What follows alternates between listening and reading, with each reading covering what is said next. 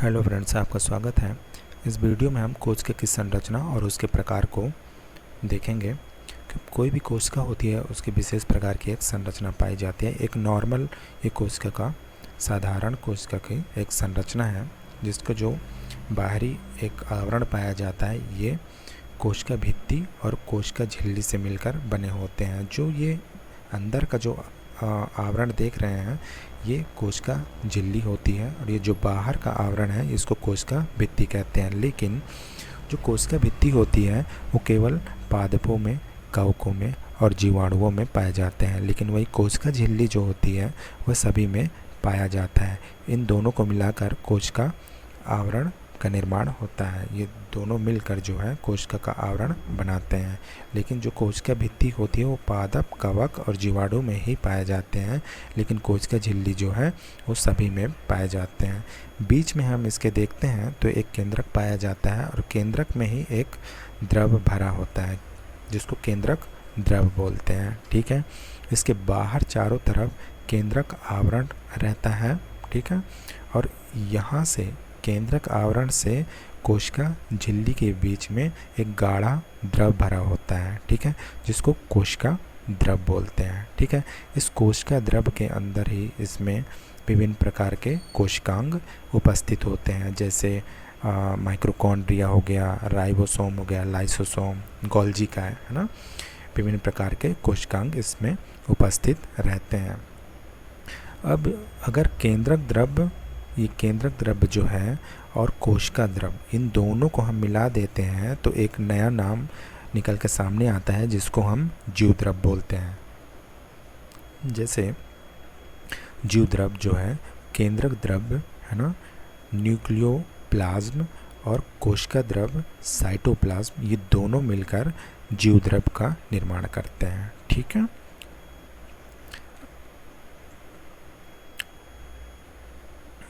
विकास एवं संरचना के आधार पर कोशिका दो प्रकार की होती है।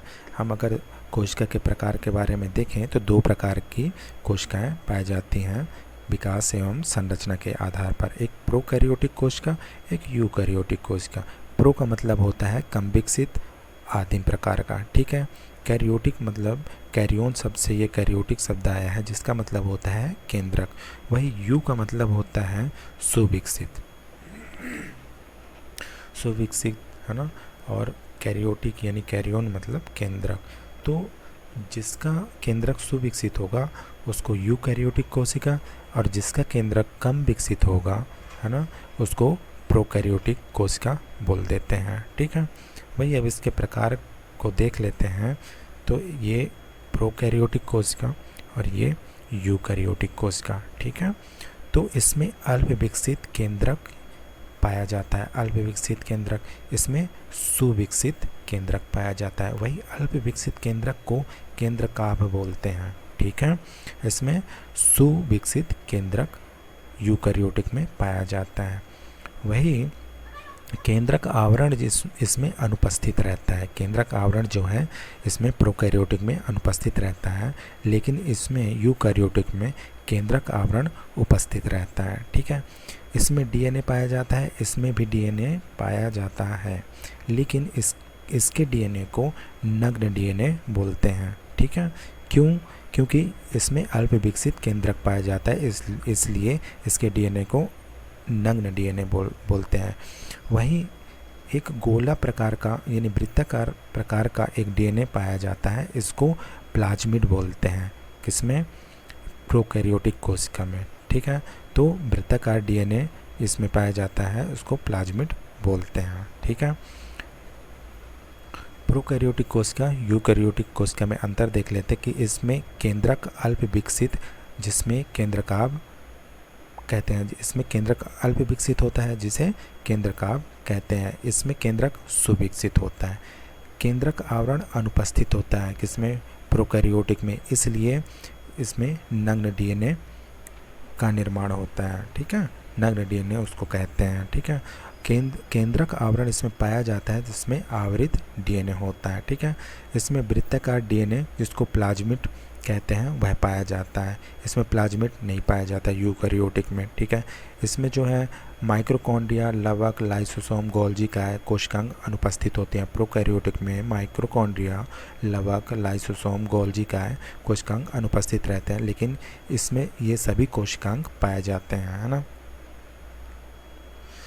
इसमें 70 इस प्रकार का राइबोसोम पाया जाता है। राइबोसोम की चर्चा आगे करेंगे हम, है ना। तो इसमें 70 इस प्रकार का राइबोसोम पाया जाता है। एस मतलब राइबोसोम के एक दर्शाने का यूनिट होता है। जैसे हम पैसे को रुपए में दर्शाते हैं, डॉलर में दर्शाते हैं, वैसे ही राइबोसोम को दर्शाने का तरीका है ना, एस। इसमें 80 प्रकार के राइबोसोम पाए जाते हैं। इसमें यूकैरियोटिक कोशिका में 80 प्रकार के, इसमें 70 प्रकार के राइबोसोम पाए जाते हैं प्रोकैरियोटिक में, ठीक है। कोशिका द्रव व केंद्रक द्रव अलग अलग विभेदित नहीं होते। इसमें दोनों अलग अलग विभेदित होते हैं। इसको थोड़ा समझने की कोशिश करते हैं। जब इसमें अल्प विकसित केंद्रक पाया जाएगा, अल्प विकसित केंद्रक, तो इसके अंदर जो द्रव भरा होगा और यहाँ पे बाहर जो द्रव भरा होगा, उसको हम अलग अलग कैसे विभेद कर सकते हैं? नहीं कर सकते। वही अगर सुविकसित केंद्रक के बारे में सुविकसित केंद्रक जब इसमें पाया जाएगा, है ना, और इसके बीच में बाहर आवरण रहेगा, है ना, तो यहाँ पे जो गाढ़ा द्रव भरा रहता है और अंदर जो द्रव भरा रहता है, उसको हम अलग अलग विभेदित कर सकते हैं। तो वही यहाँ पे लिखा है कि कोशिका द्रव व केंद्रक द्रव अलग अलग विभेदित इसमें नहीं होते प्रोकैरियोटिक कोशिका में, लेकिन इसमें दोनों अलग अलग विभेदित होते हैं। इसकी अगर एग्जाम्पल की बात करें, उदाहरण की बात करें, तो जीवाणु यानी बैक्टीरिया, नील हरित शैवाल, है ना, जिसको साइनोबैक्टीरिया कहते हैं, माइकोप्लाज्मा, ठीक है, इसके उदाहरण हो जाएंगे। वही यूकैरियोटिक कोशिका की अगर उदाहरण की बात करें, है ना, तो कवक, शैवाल, पादप, जंतु आदि यूकैरियोटिक कोशिका के अंतर्गत आ जाते हैं, है ना। इसके बाद यूकैरियोटिक कोशिका जो होती है वो दो प्रकार की होती है, एक पादप कोशिका, एक जंतु कोशिका, प्लांट सेल्स और एनिमल सेल्स। इन दोनों में हम अंतर देखते हैं। पादप कोशिका में इसमें कोशिका भित्ति उपस्थित होती है पादप कोशिका में, लेकिन इसमें कोशिका भित्ति अनुपस्थित होती है। वही कोशिका झिल्ली जो है इन दोनों में पाया जाएगा, जंतु कोशिका में भी और पादप कोशिका में कोशिका झिल्ली दोनों पाया जाता है।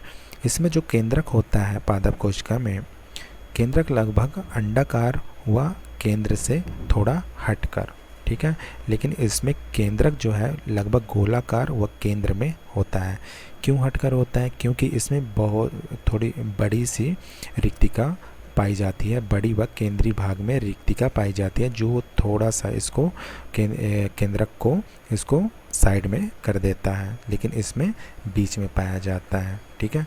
इसमें गोल्जी काय अल्प विकसित, जिसको डिक्टियोसोम कहते हैं, जो गोल्जी काय इसमें पाया जाता है पादप कोशिका में, उसको डिक्टियोसोम कहते हैं। इसमें सुविकसित होता है गोल्जी काय, ठीक है। तारक काय इसमें जंतु कोशिका में पाया जाता है, लेकिन पादप कोशिका में तारक काय नहीं पाया जाता।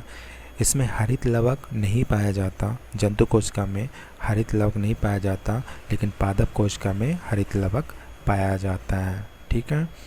इसमें रिक्तिकाएं जो होती हैं वो छोटी छोटी व कोशिका द्रव्य में फैली होती हैं। रिक्तिकाएं जो ये छोटी छोटी हैं, ये कोशिका द्रव्य में फैली होती हैं, और इसमें बड़ी सी रिक्तिका पाई जाती है जो केंद्रीय भाग में रहता है, जो केंद्र को लगभग थोड़ा सा हटाकर रखता है, मतलब साइड में रहती है केंद्रक इसके पादप कोशिका में, ठीक है। अब चलिए कोशिका की संरचना। कोशिका संरचना में हम 3 भागों में इसको डिवाइड करते हैं। एक कोशिका आवरण पढ़ेंगे। कोशिका आवरण में हम कोशिका भित्ति, सेल वॉल के बारे में पढ़ेंगे। उसके बाद कोशिका झिल्ली, जिसको प्लाज्मा झिल्ली भी सेल मेम्ब्रेन बोलते हैं, कोशिका आवरण में पढ़ेंगे। उसके बाद कोशिका द्रव में कोशिकांग, विभिन्न प्रकार के जो कोशिकांग होते हैं उनके बारे में पढ़ेंगे। उसके बाद केंद्रक के बारे में पढ़ेंगे, ठीक है। तो कोशिका भित्ति यानी सेल वॉल, कोशिका पादपों में, कवकों में तथा जीवाणु बैक्टीरिया में पाई जाती है। कोशिका भित्ति जो होती है उस पादपों में, कवकों में और जीवाणु बैक्टीरिया में पाई जाती है, लेकिन पादपों में ये किसकी बनी होती हैं, सेलुलोज की बनी होती हैं, ठीक है। कवकों में काइटिन की बनी होती हैं। लेकिन जीवाणुओं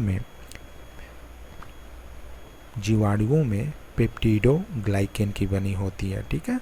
जीवाणुओं में पेप्टिडोग्लाइकेन की बनी होती है, जो ये कार्बोहाइड्रेट और प्रोटीन का मिश्रण रहता है, ठीक है। काइटिन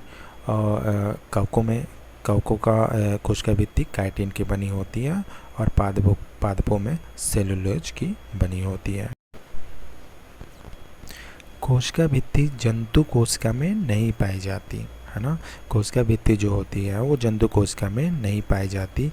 ये कोशिका भित्ति दृढ़ यानी रिजिड होती है तथा कोशिका को एक निश्चित आकार प्रदान करती है। कोशिका भित्ति जो है वो जंतु कोशिका में नहीं पाई जाती, केवल पादप कोशिका में पाई जाती है और ये दृढ़ रिजिड होती है जो निश्चित आकार प्रदान करती है। इसके बाद कोशिका झिल्ली सभी प्रकार के कोशिकाओं में उपस्थित होती है। कोशिका झिल्ली है ना, लचीली एवं चयनात्मक अर्धपारगम्य होती है। इसका मतलब ये है कि कोशिका झिल्ली यह निर्धारित करती है कि कौन सा पदार्थ अंदर आएगा कोशिका के और कौन सा पदार्थ बाहर जाएगा। ये भी डिसाइड करता है कि कितनी मात्रा में आएगा और कितनी मात्रा में बाहर जाएगा। उसको हम चयनात्मक अर्धपारगम्य कह देते हैं। कोशिका से पदार्थों के परिवहन का नियमन करता है कोशिका झिल्ली। इसे प्लाज्मा झिल्ली सेल मेम्ब्रेन भी कहते हैं, ठीक है। इसको प्लाज्मा झिल्ली सेल मेम्ब्रेन भी कहते हैं। ये वसा की दोहरी परत एवं प्रोटीन से मिलकर बनी होती है। जो कोशिका झिल्ली है ये वसा की दोहरी परत एवं प्रोटीन से मिलकर बनी होती है, ठीक है। ये जो है वसा की दोहरी परत है, ठीक है। ये ऊपर बाहरी सिरा और ये पूंछ वाला आंतरिक सिरा होता है, ठीक है। तो इसके बीच में जो है ये कुछ प्रोटीन के स्ट्रक्चर पाए जाते हैं। कुछ ऐसे भी ये प्रोटीन का स्ट्रक्चर जो दोनों तरफ फैले होते हैं, ठीक है। तो ये जो बाहरी सिरा है उसको ये जो हेड वाला जो देख रहे हैं इसको बाहरी सिरा कहते हैं। ये जल रागी होता है जो जल में मतलब गीला हो जाता है, ठीक है। और ये पूंछ वाला भाग जो देख रहे हैं ये आंतरिक सिरा होता है जिसको जल विरागी कहते हैं। ये जल में गीला नहीं होता है।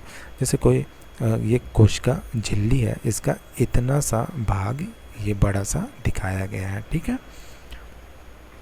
तो कोशिका झिल्ली की संरचना को सिंगर व निकोलसन ने फ्लूइड मोजिक यानी द्रव मोजिक मॉडल के द्वारा समझाया। ये कोशिका झिल्ली की जो संरचना है ना, इसको सिंगर और निकोलसन ने फ्लूइड मोजिक द्रव मोजिक मॉडल के द्वारा समझाया।